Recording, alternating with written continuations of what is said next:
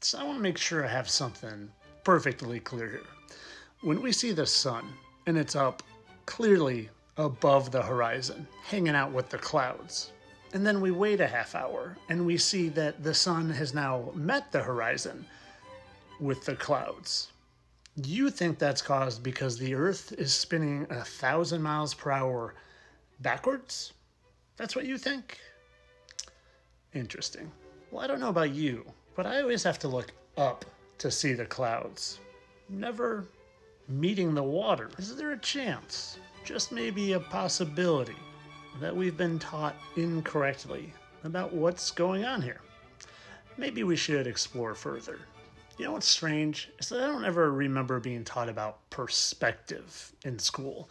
I wonder why they wouldn't teach us about perspective and how things appear to shrink and get smaller and lower in your field of vision to the point of a vanishing point where you can no longer see them.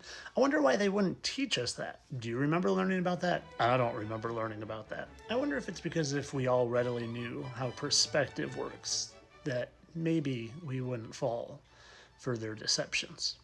Maybe we would see the sun look like it's moving across the sky and say, maybe it's just moving across the sky instead of believing that we're actually spinning backwards faster than the speed of sound. Maybe if we understood how perspective worked when we saw a phenomenon like this zooming in on the sun and it still appearing high in the sky, we would understand that you can't possibly zoom in on something behind a curve.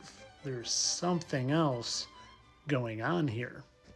Maybe if we knew how perspective worked, we would understand when buildings aren't fully visible, it's not because they're behind the curvature of the earth, but just because of perspective and sometimes atmosphere, which can act as a lens. And if it was behind the curvature of the earth, well, wouldn't these buildings be angled back a little bit?